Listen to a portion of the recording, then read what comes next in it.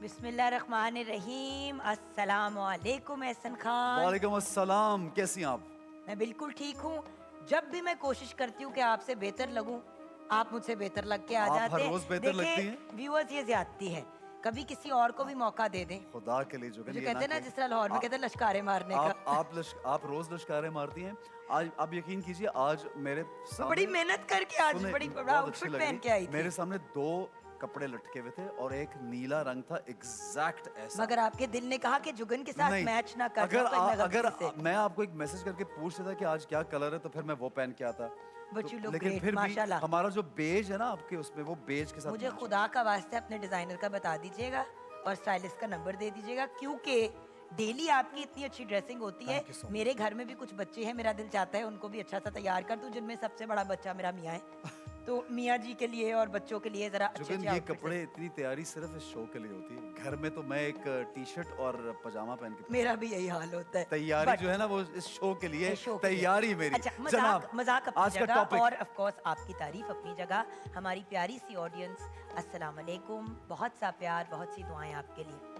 औलाद को फितना कहा गया है और बड़े कन्वीनियंटली सब कहते थे औलाद तो फितना है जब भी औलाद कुछ गलत करती है, लेकिन ये भूल जाते हैं कि उनको फितना बनाता कौन है।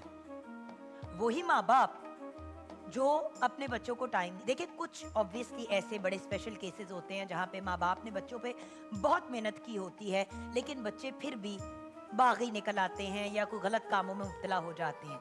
लेकिन ज्यादातर अगर आप बच्चों की पैदाइश से लेके 5 से 10 साल की उम्र तक की अपब्रिंगिंग को देखें, माँ बाप ने झूठ भी बोले बच्चों के सामने, उनको जो चीज मना की करने को वही चीज फिर उन्होंने खुद की। छोटा सा एग्जांपल है, पहले वक्तों में तो ऐसा होता था कि मोबाइल पे पता नहीं चलता था, कि मोबाइल होते ही नहीं थे। तो नॉर्मल फोन पे जब कॉल आती थी तो माँ बाप कह देते थे कि कह दो जी, हम कह दो अम्मी घर पे नहीं घर है। पे नहीं है, झूठ से गेट पे कोई आया बोल दो घर मुलाकात पे करने नहीं। के लिए, उन्हीं बच्चों को जिनको आपने 20 दफा कहा कि बेटा झूठ नहीं बोलना, झूठ बोलना बहुत बड़ा गुनाह है, उन्हीं से ऐसे काम करवाए। फिर जब माएं बैठ के अपने बच्चों के सामने गॉसिप कर रही होती हैं, पता है उसने फलां के साथ ये किया, उसने फलां के साथ वो किया, बच्चे देख रहे हैं। बच्चे एक स्पंज की तरह होते हैं। आप जब स्पंज को पानी के करीब भी रखते हैं तो वो पूरा का पूरा पानी जज़ब कर लेता है। क्यों? क्योंकि उसका काम है अब्सॉर्ब करना।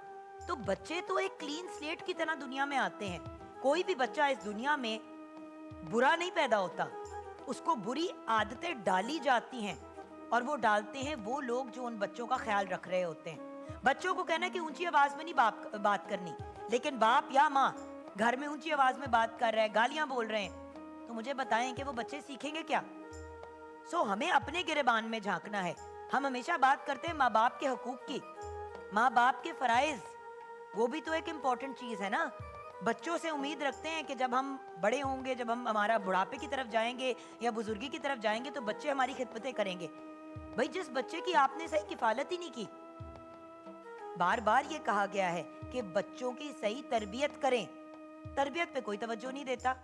और आजकल माँ बाप तालीम पे बड़ा फोकस कर रहे हैं, बहुत से ऐसे माँ बाप है, लेकिन उनका टोटल फोकस ये होता है कि बच्चे के ए ग्रेड्स आ जाए ताकि हम अपने सोशल मीडिया पे पोस्ट कर लगा दें सके। कि हमारा बच्चा फर्स्ट आया। हाँ, ये बहुत ओ भाई, अगर उस बच्चे को सलाम करने की तमीज नहीं है, तो खुदा फिर क्या, नहीं कहता। उस तालीम का क्या फायदा, उस रैंक को लेके, उस डिग्री को लेके भाई क्या हमें फायदा नहीं जब चाहिए आपको पढ़े लिखे शऊर ही जाहिल, नहीं दिया भाई गया। हमें नहीं बिल्कुल चाहिए सही। पढ़े लिखे जाहिल। बिल्कुल सही बात, बिल्कुल ऐसे ना पर मैं कितनी दफा बात करते हैं, कभी सेट पे भी कोई काम हो रहा हो या कुछ तरह की चीज हो रही हो, जो बच्चा आके, कितनी अफसोस की बात है कि अब कभी कोई बच्चा आके तमीज से सलाम करता है, आके आपसे पोलाइटली बात करता है, तो हम बड़ा इम्प्रेस होते हैं। हम छोटे होते तो कोई इम्प्रेस नहीं होता था, क्योंकि ये मामूल होता था। बिल्कुल। हमें यही सिखाया गया था कि सलाम करना है, अदब से पेश आना है, रिस्पेक्ट देनी है। ये कोई अनोखी चीज नहीं होती ये थी। नॉर्मल बात थी। आजकल कोई बच्चा तमीज से आके मिले तो हम कहते हैं हाय अच्छा कितना तमीजदार बच्चा है। और जुगन, अगर आप बहुत सी तालीम के बावजूद भी अगर आप देखें कि बच्चा जाहिलों जैसी हरकत कर रहा है, तो फिर ये जान लें कि उस बच्चे की तरबियत नहीं हुई। और ये जो सिर्फ अंग्रेजी सिखाने के लिए आप लाखों रुपए जो बच्चों पे खर्चते हैं डिग्री, ताकि वो पैसा कमा लें, उनको सिर्फ ये मालूम होता है कि पैसे की क्या अहमियत है, बाकी और कुछ मालूम नहीं भाई होता। ऐसा जो बाप अपनी घर में अपनी बीवी की बेइज्जती करता है, जी हाँ। उस पे हाथ उठाता है, एंड सेम खवातीन भी करती हैं। जी हाँ। आई एम सॉरी, हाँ। सिर्फ मर्द नहीं गलत करते, खवातीन भी बहुत गलत करती है। मैंने अपनी आंखों से देखा हुआ है। मैं बेटों की भी माँ हूँ, बेटियों की भी माँ हूँ, और मैं दोनों के पॉइंट ऑफ व्यू से एक बात करूंगी कि अगर हम अपने बेटों को कहते हैं कि हमने सही तरबियत देनी है, तो जब बाप बेटे के सामने बदतमीजी करेगा माँ से, तो वो भी अपनी बीवी पे हाथ उठाएगा, वो भी उससे गुस्ताखी करेगा। अगर एक माँ अपनी बेटी बेटियों के सामने अपने शौहर से गुस्ताखी करेगी, अब मैं ये नहीं Naturally. कह रही कि देखें, रिस्पेक्ट अपनी जगह है, आप इज्जत देंगे तो आपको इज्जत मिलेगी और आपके बच्चे भी इज्जत देना और लेना सीखेंगे।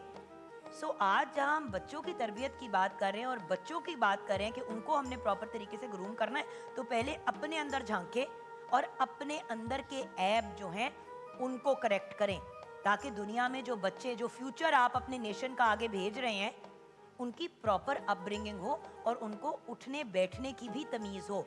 बेसिक्स वहां से शुरू होते बहुत हैं। अच्छी बात है खैर जुबैर, ऐसा आपने तो और इतने अच्छे नहीं, एग्जाम्पल और दिए ये माशाल्लाह। ये बहुत ज़रूरी भी है जो हम बात कर रहे हैं। ये एक माशरती पहलू भी है, दीनी पहलू भी है। इसमें दोनों पहलू शामिल होते हैं, क्योंकि अगर आप दीन की तरबियत, इसलिए तो कहा जाता है कि दीन की हासिल करेंगे तो ऑटोमेटिकली आपको किस तरह से दुनिया में गुजारनी है ज़िंदगी, वो भी आप सीखते चले जाएंगे। मसला ये है कि हम दोनों चीज़ों को छोड़ बैठे हैं और सिर्फ अगर फोकस है तो वो एक मॉडर्न एजुकेशन की तरफ ज़्यादा फोकस है पैसे बनाने के लिए। तो जनाब, इस पे आप जिक्र करेंगे कि माँ बाप का क्या फोकस होता है, माँ बाप किस तरह से अपने बच्चों को इन्फ्लुएंस करते हैं, माँ बाप किस तरह से अपने बच्चों को एक एक चीज़ सिखाते हैं, और कल को जब बच्चा कुछ ऐसा गलत काम करता है तो माँ बाप कहते हैं ये कैसे हुआ, और ये भूल जाते हैं कि उनका रवैया ज़िंदगी में क्या था।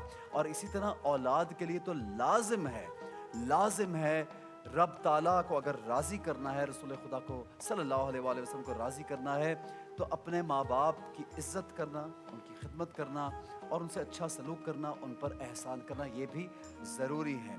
अगर कुछ नहीं करते तो माँ बाप को एक प्यार भरी नज़र से देखना भी इबादत है, लेकिन ये भी माँ बाप को खुद सोचना चाहिए कि क्या हमने औलाद को उसके हकूक़ दिए हैं। जनाब, इसी के बारे में हम जिक्र करेंगे, बातचीत हमारी जारी रहेगी। कलाम